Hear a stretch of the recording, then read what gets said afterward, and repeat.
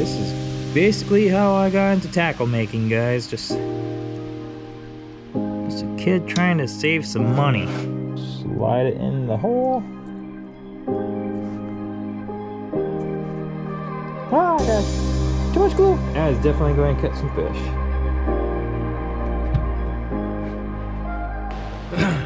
You know, there's nothing like catching fish on your own homemade lures.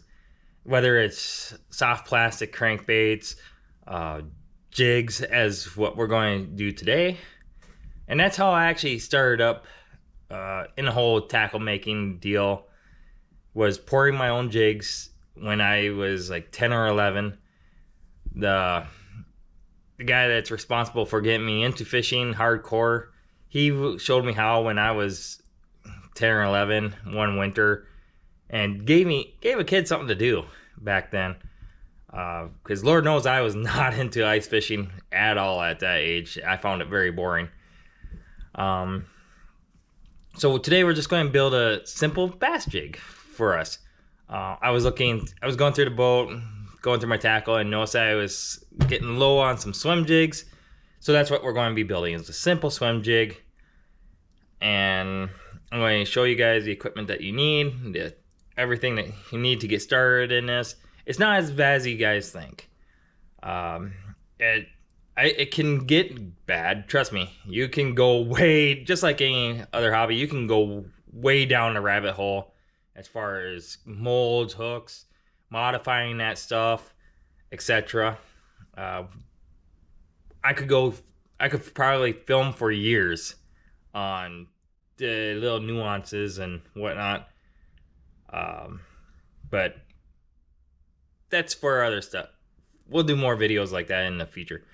So hit that like and subscribe, and let me go ahead and show you guys how to pour your own bass jig. Okay, so this is basically what you kind of need, is what I have laid out here. It's for tools and equipment. Mountain Dew is optional. Please tell me you're not a Coke drinker. LOL. Anyways, let's just go over the basic tools first. Obviously, we're going to need a file, some side cutters, a regular pair of pliers, and then that's stuff that everyone should have at home already. No big deal. Let's get into some of the more specialized equipment. Obviously, you're going to need a way to melt your lead. There's a couple different pots out there. This has a 10-pound capacity Lee melting pot. I've had this thing for like 20 years, guys. It's one of those things that you buy once and you never really replace it unless the heating element goes out. But I have yet to have that happen. They also make some smaller hand pour pot versions. They're way cheaper. I think you can pick them up for like 40 bucks. I prefer the larger capacity and the non-handle pot, but that's if you got the space. Molds. I mean, this is just one mold. I got a literal compartment here, just stacked full of molds of every shape and size. But today we're just going to start with the bullet bass jig.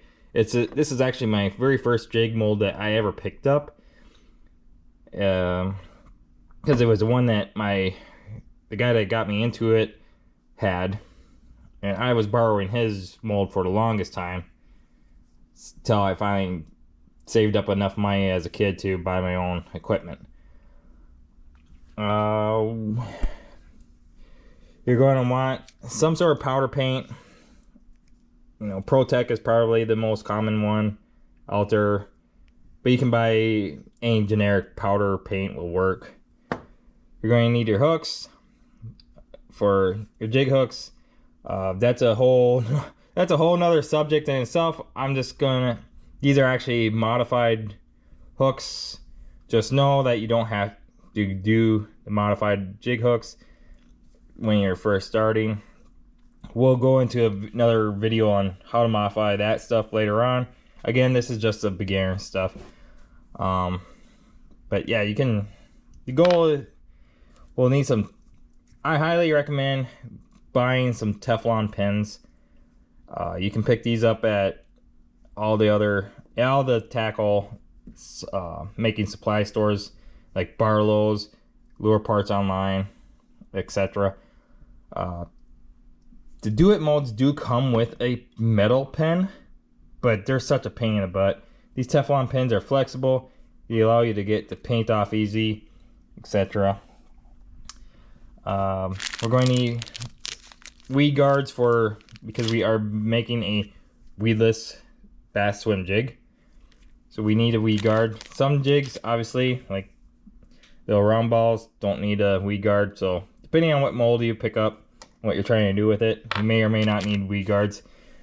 Same thing with the plastic, trailer plastic keepers, wire keepers, I guess you could say. This mold does not technically take this. I have modified this mold to accept this to accept and put a plastic trailer keeper in, just because there's not enough room for plastic to push over this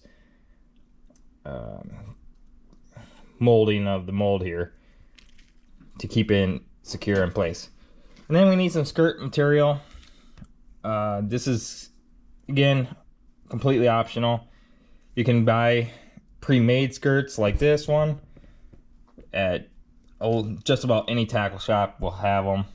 But if you want to really get customizable, you can buy individual skirt material and tie your own jigs, which we're going to do. And then you're going to need some super glue if you're using weed guards to glue in your weed guard. And then as far as safety equipment, obviously a pair of gloves, just like with anything else. Because if you've ever had the misfortunate accident of getting lead on your skin, well, guess what? You're going to the hospital.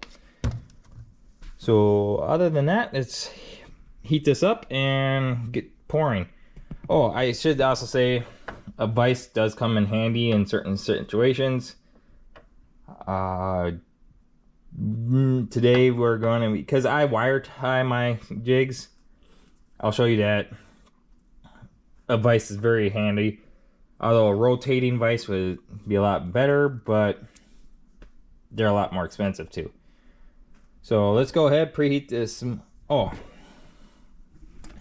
gosh, darn it, I keep forgetting. In order to powder coat our paint, we're also going to need a heat source. So a heat gun is necessary to heat up the jig when we go to powder coat.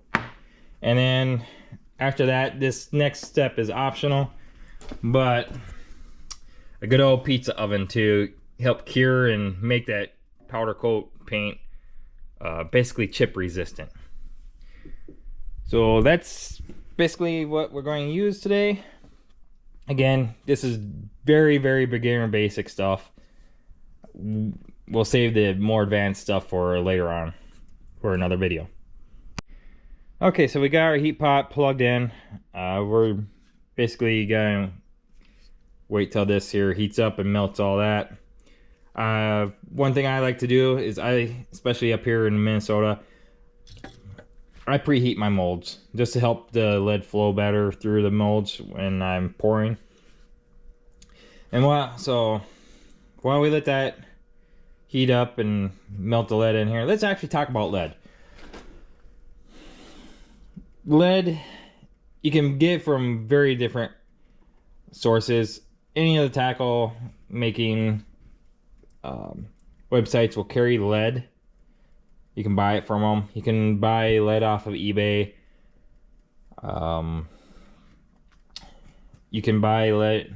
Do what I do, because my family owns a scrapyard. I actually buy the soft lead from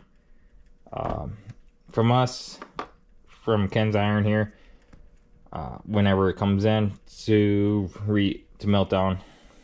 But starting out, the biggest thing I want to talk about is when I was young, I started off with this guy right here. The good old wheel weight. These things are not ideal. Not ideal at all. For one, they're a pain in the butt to melt down because you got that wire clip or that steel clip in there. Two, these things are normally pretty dirty, especially if, like, this one has been sitting in the bucket for God knows how long, and it got rusty and whatnot, and that introduces impurities to your lead. And thirdly, these wheel weights are not made out of lead at all. They're actually like 70 or 80% zinc, if I remember correctly. So there's actually very little lead content in this thing. Now, will it work? Obviously it'll work, but it's not as good as good, soft, pliable lead that's clean, has very few impurities. That's the big thing, is getting yourself a good clean lead source. Like I said, head up the scrapyard, your local scrapyard, see if they're willing to sell some of their good clean lead to you.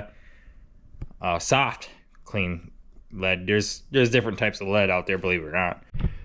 All right, I'm still waiting for the pot here to warm up. I want to talk about the jig hooks here real quick, because there's so much information out there, and like I said, you can really go down the rabbit hole, modify these hooks to fit in different molds, etc.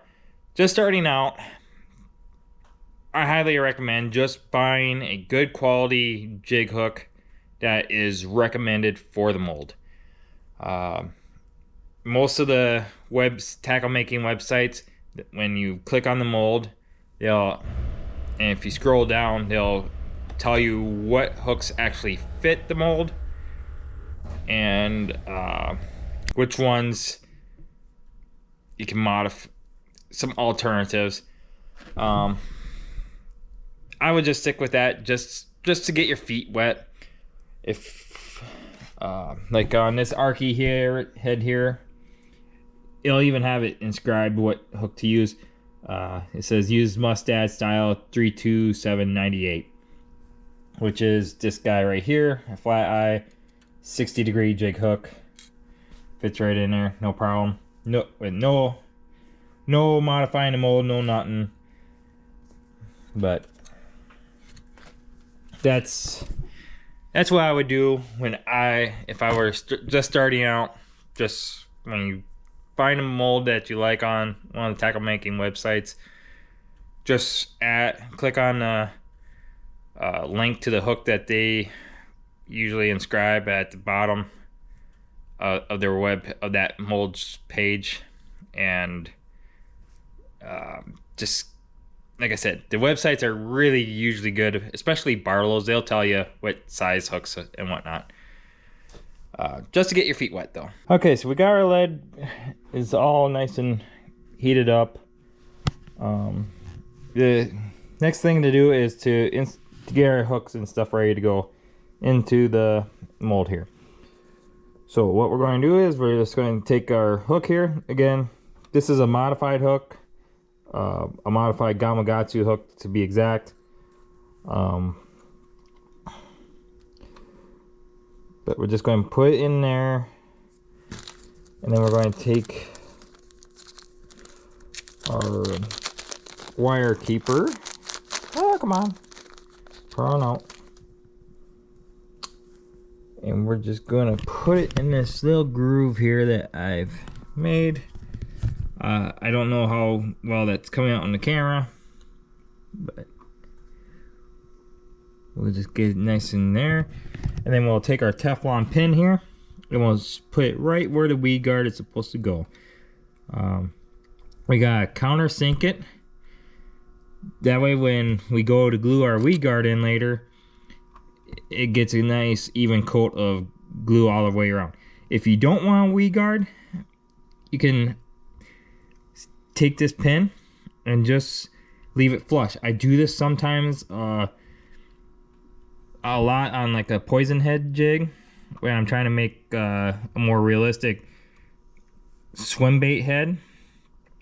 Kind of dual purposes that mold, that particular mold. But we'll countersink that. And then all that's left to do is close this up, and then we'll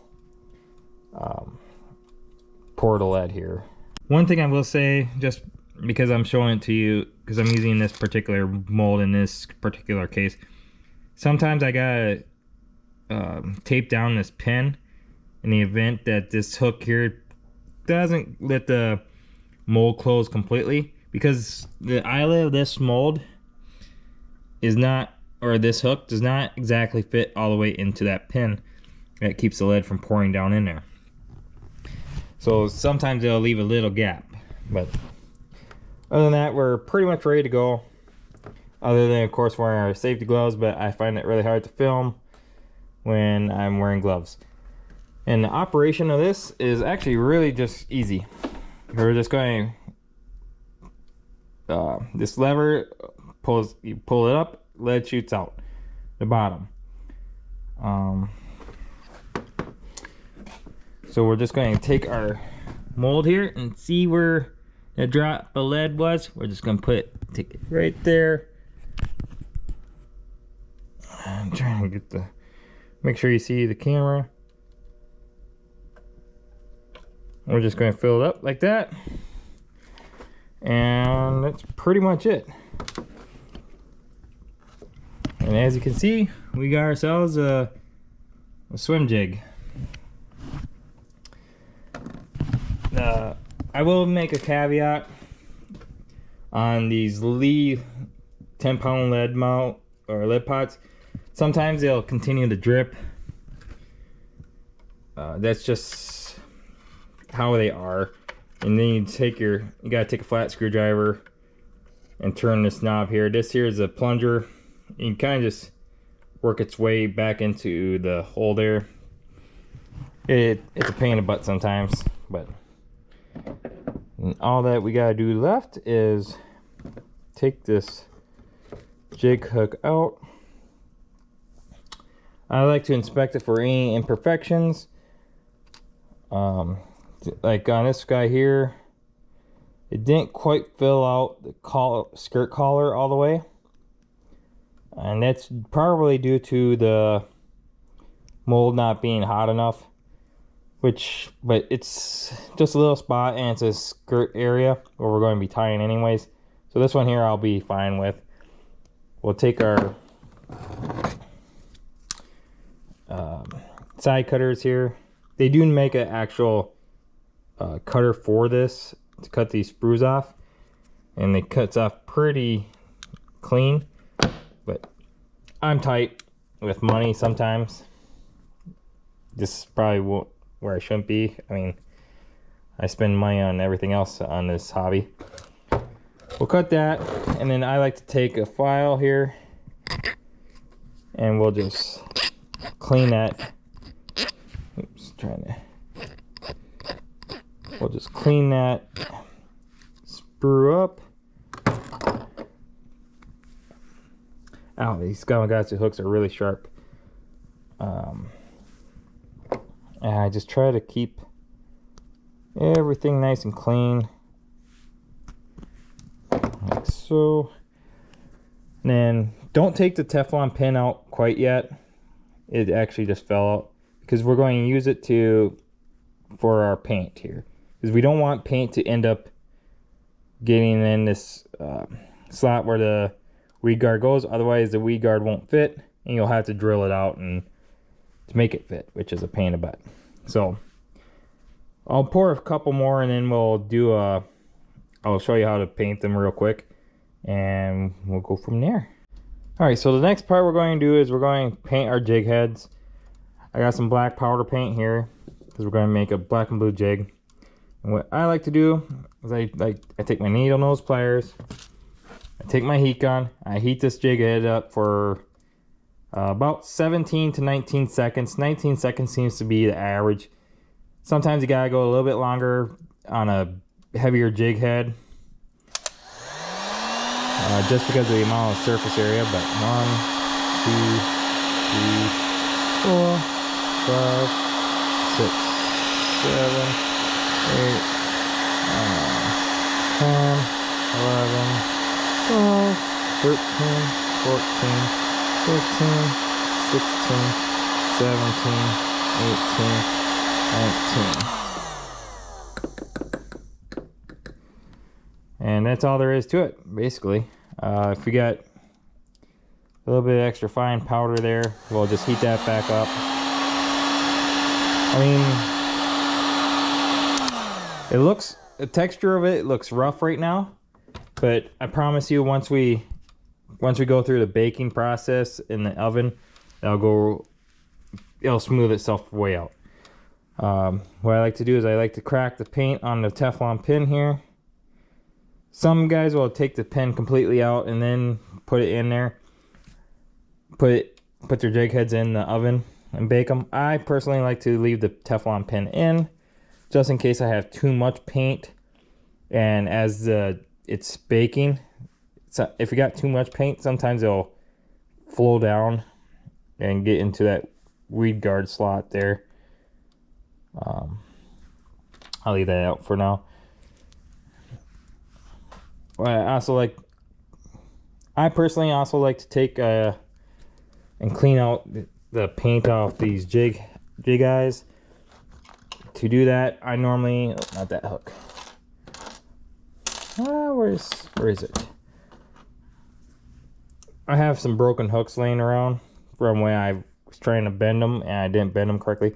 Anyways, I'll clean out the paint just by sticking a hook guy through, and then this next part is completely up to you, but I personally like to get all the powder coat off the jig head eye. That again is just personal preference. This one here is actually kind of lightly coated, so it's flaking off pretty good.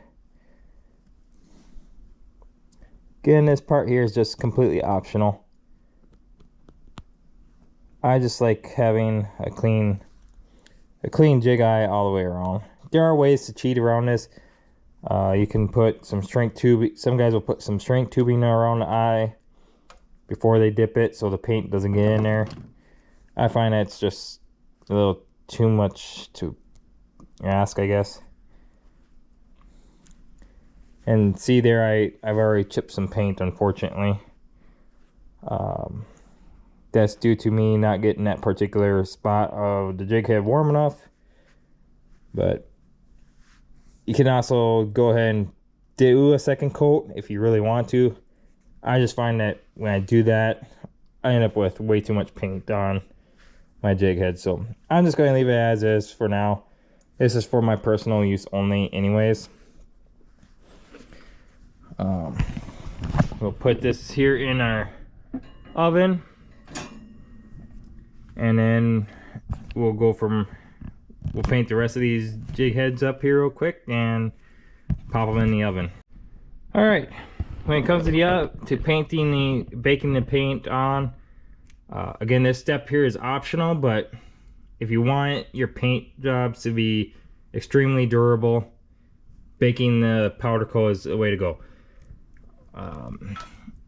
I believe if you look on these ProTech bottles, they'll say hang and bake in a preheated 350 degree oven for 20 minutes. Me, I set my temperature to 350, and I just go all the way to 30 minutes. Just the extra time isn't going to take much, and that extra 10 minutes is actually what it takes to heat this all the way up to 350 to the proper temperature anyways. As you can see, I got a little oven thermometer in there just to keep track of where I'm at. But we'll see you in 30 minutes and we'll get some skirts thrown on this jig.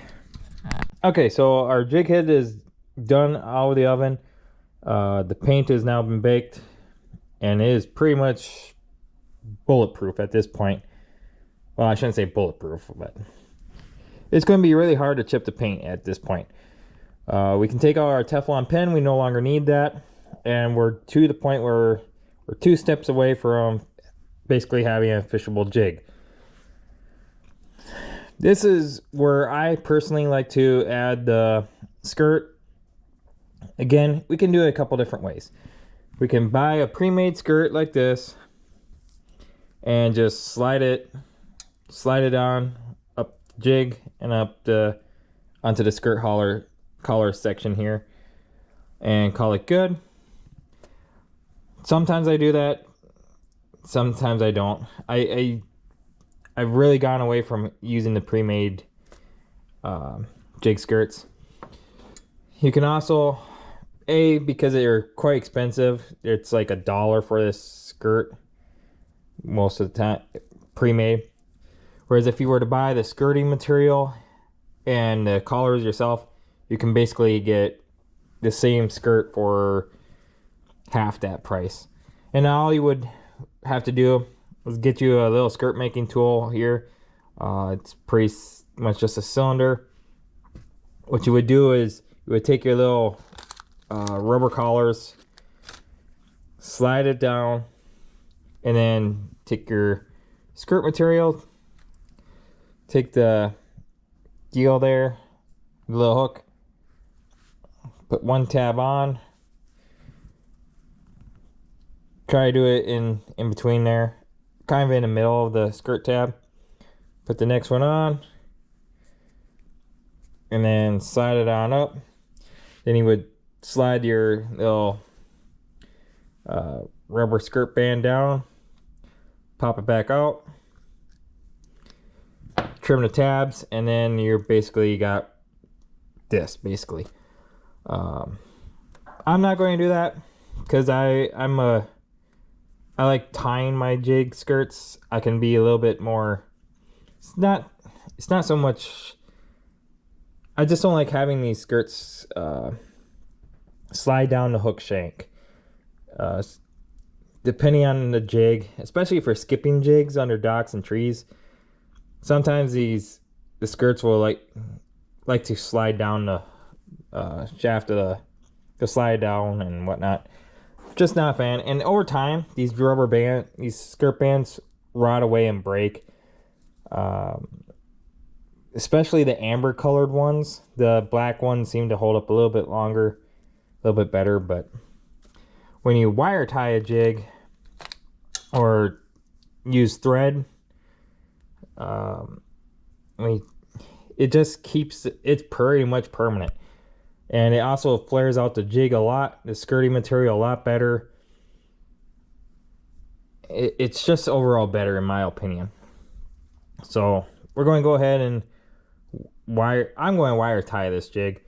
Like I said, you can use, a lot of guys will use thread and bobbin. That's their choice. And I do that sometimes, especially with my hair jigs. But we're going to use some wire. This here is 24 gauge copper wire. Honestly, with the way the price of copper is nowadays, I probably shouldn't be even using this anymore. This is probably going to be the most expensive component of the jig now at this point, with copper prices being what they are. But for demonstration purposes, I'm just going to use it. I just find wire tying a lot faster than using thread to tie.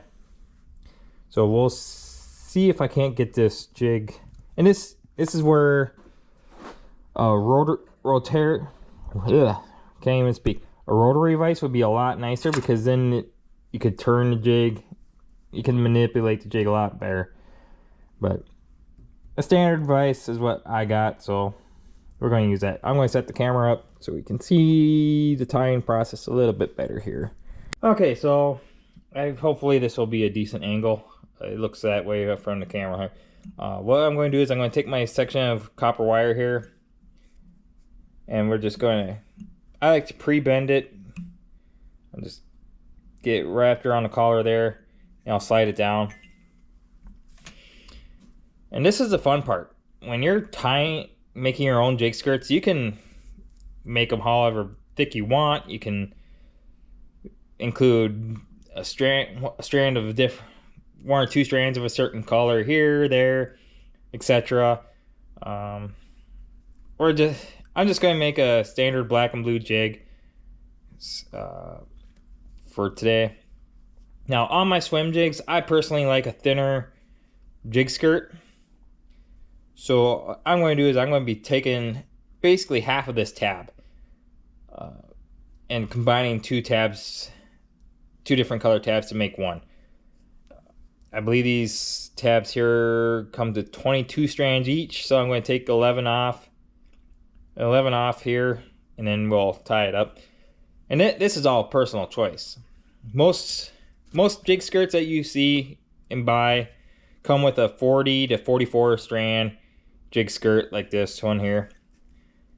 Some guys will go as far as 60 strands, so that would be almost 3 of these tabs. I'm just not, for my swim jigs, I'm just not into that. I want a thinner skirt to help, for less bulk, to help keep the jig down a little bit further in the water column. And it actually has a lot more action when there's less jig skirt material. Or I'm talking about the skirt having action. It kind of breathes a lot easier. So on my swim jigs, I'll keep it at 20 to 25 strands. On my regular jigs, I'm going to go about 40 to 45. I can't think of a time I've ever gone to 60. Maybe if I was down south in some really dirty water where I'd want a lot of mass, that's where 60 strands would work. 11. Cut that in half.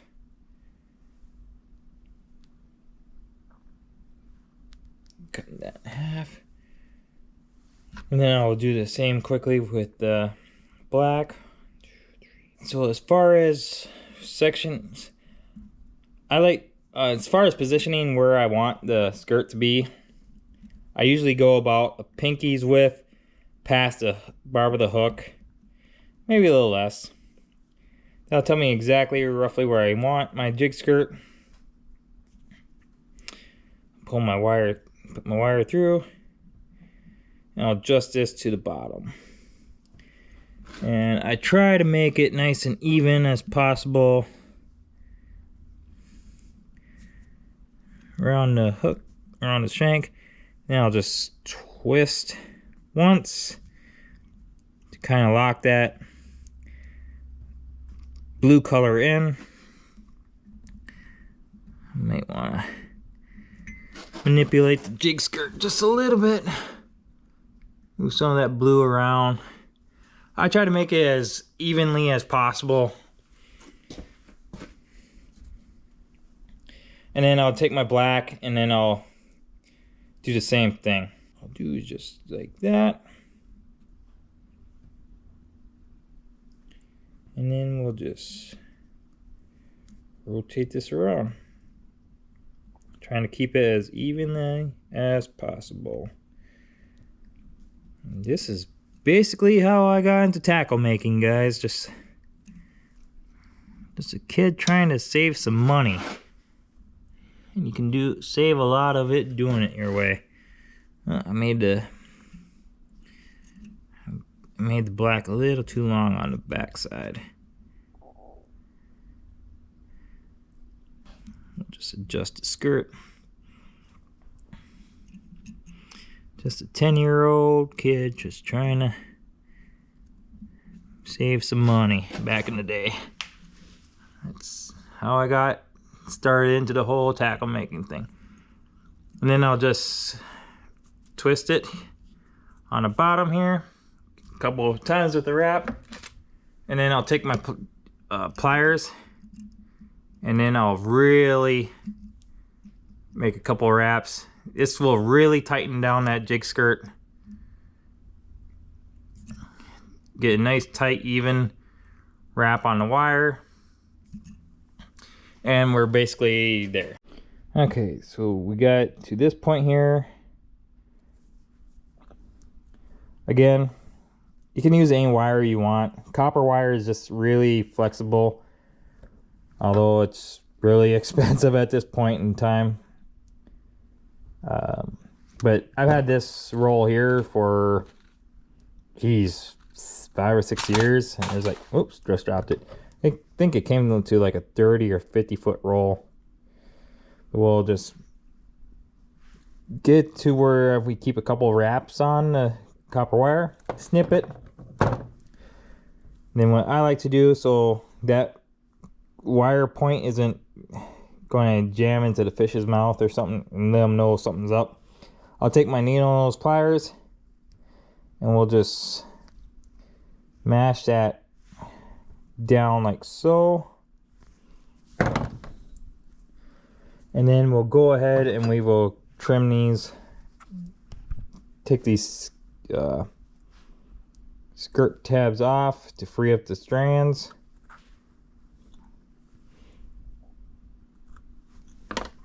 Should adjust the camera just slightly. And we'll go to the front, do the same. Oops.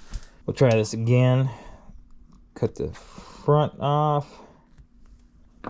Sometimes with these jig skirts you'll have to go in and separate them a little bit with a stick, but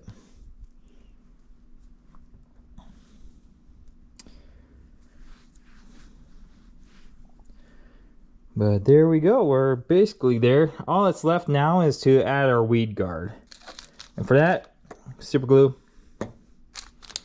and a weed guard. The weed guards, that's a whole nother subject in itself. You can buy really thick and stiff ones. You can buy thinner, more pliable weed guards. On a swim jig, I just like a normal average flex. Most of them are that way. So what we're going to do is we're going to take our super glue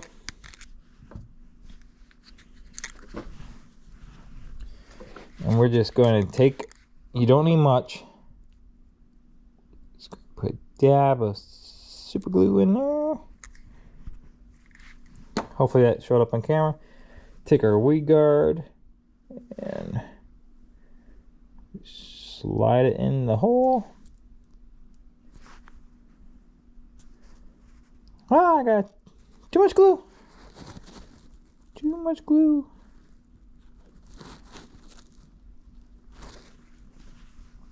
But yeah, there you go. If that's not going to catch some, that is definitely going to catch some fish. That's all there is to making yourself a weedless bass jig. Just a quick thing about the super glue. I like the gel kind, just because if you use the really liquid stuff, the glue will actually wick itself up this fiber guard, and then you'll have a white crusty looking nasty mess. Fish probably don't care, but if you're looking for cosmetics, that's the way to go. I usually let the glue set up for 24 hours. Probably don't need that long, but other guys are going to say to use 2-part epoxy if you really want to keep the weed guard in. You can do that. That's up to you.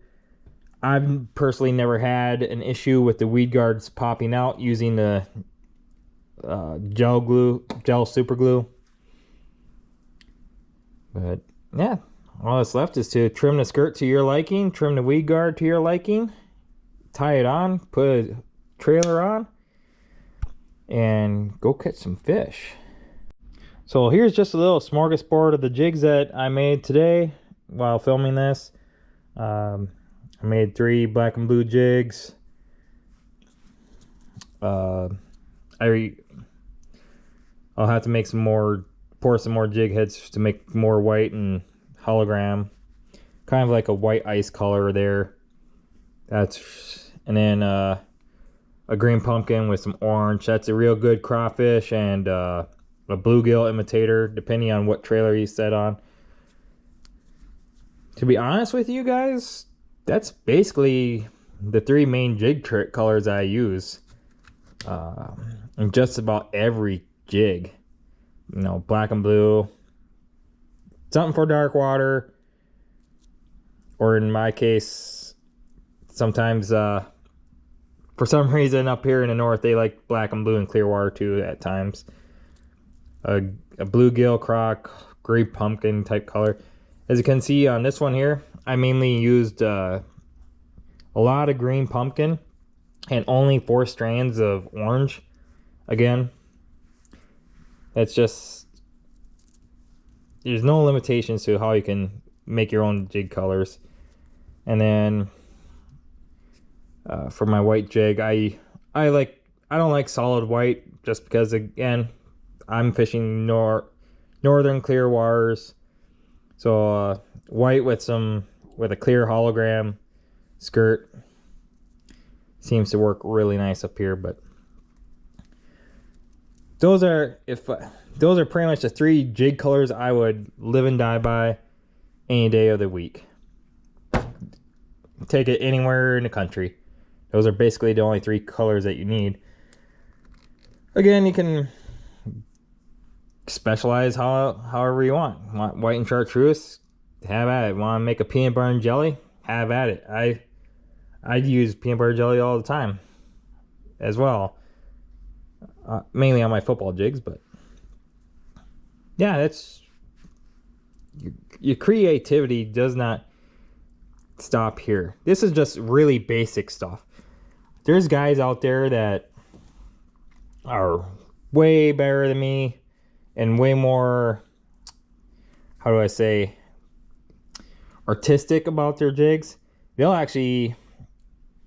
have ways to make the jig head a 2-tone color. They'll do they'll paint it black, and then they'll do like a blue billy with powder coat. And then they'll dot eyes. I fall into the camp of trying to keep it simple, stupid. So most of my jigs are, especially my swim jigs, are pretty basic colors and whatnot. But again, we can go in the rabbit hole all you want. All right, so that's going to pretty much conclude this video up.